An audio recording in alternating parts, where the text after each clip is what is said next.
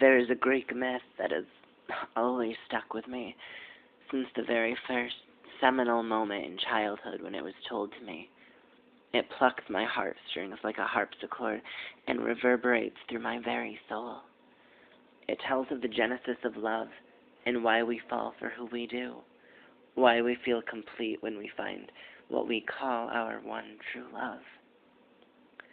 Humans were initially like conjoined twins, fused at the back, 2 heads, 8 limbs, 1 heart, 2 halves of a whole. However, we became too happy, too powerful in our togetherness. Jealous of our joy, the gods of Olympus split us down the middle with Zeus' lightning bolts, severing our heart in 2, cleaving us, and separating us. They summoned a tempest and scattered us across the globe, sutured the wound to create our navel, to serve as a reminder of our transgressions, and as a warning to future generations. It was a curse, dooming us to wander the earth alone, disconsolate, forever searching for our other half, the one whose soul matches our own, whose heart fits with ours like the interlocking pieces of an intimate puzzle, the one whose core pulses with the same pain and profound emptiness. But how do I find my soul's companion? It terrifies me to think of the vast number of people we see on a daily basis, the infinite faces that blur past us, easily forgotten and ignored. I thought that I had found him once, so long ago now it seems. It was like a coup de foudre, a thunderbolt that struck and lit the tinder of my lovesick heart. I had never loved so completely, so deeply before, or felt so at peace, so free, so whole. It was bliss, serendipity. My love for him blossomed like a rosebud in spring, singular and so very beautiful. He made me feel like Helen of Troy, coveted, perfect, sublime in every conceivable way. But it wilted, withered like the trees in autumn's chill, and he left, taking with him my innocence, my ecstasy, and my sanity. My heart desiccated, dried up like a wind-blown seed, and I vowed to turn my heart to stone and never love again. How could I, if I had lost the one with whom a union would have afforded me eternal pleasure? Our love had inspired envy in the gods, and he had carelessly neglected it. Would I ever find something so divine again? Had I been robbed of the one chance in this life to heal my fractured heart? The myth says that when you find your other half, the passion and exquisite sense of completion is so utter that you could never possibly desire the company of another. Your souls and hearts merge once more, and you finally feel so truly alive after an eternity of searching.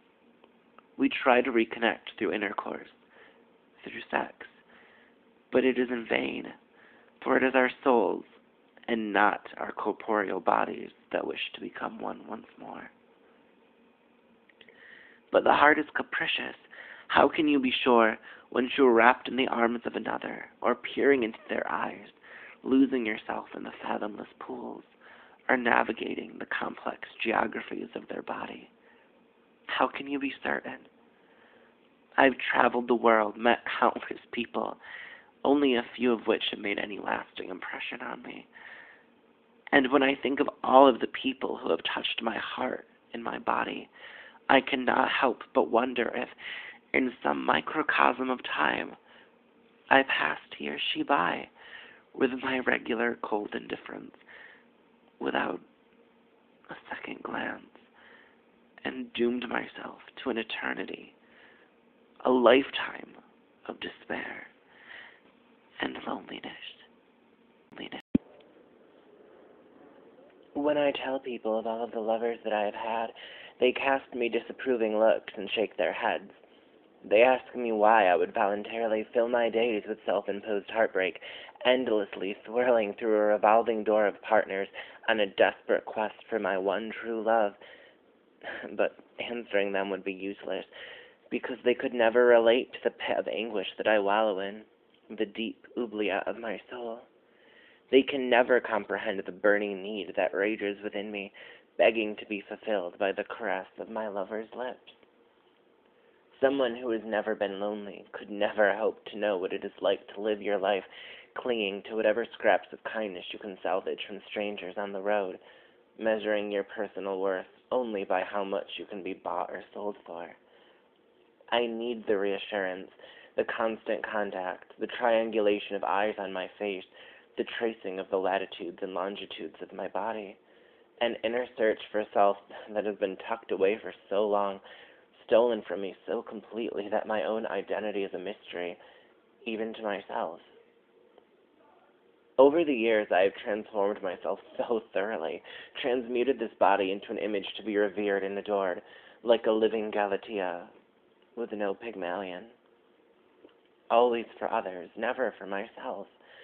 Like the pupation of a chrysalis, the birth of a breathtaking butterfly from the shed refuse of youth. I have been reborn, time and time again, like the phoenix of antiquity, Venus rising from her clamshell and surfing the frothing tide.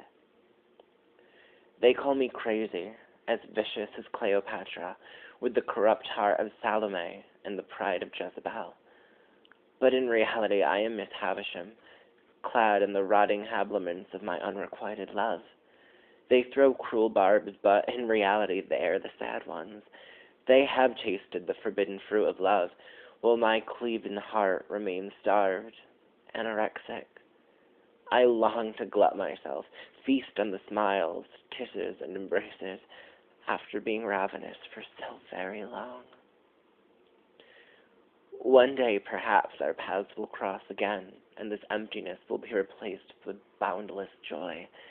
I will stare into my own eyes and feel my own heartbeat, and know the meaning of this concept called love. It takes losing everything to reveal what you truly possess, and I still have so very much to lose. But in this moment, untethered and without shackles, I have one thing that I will never forfeit, and that is my freedom.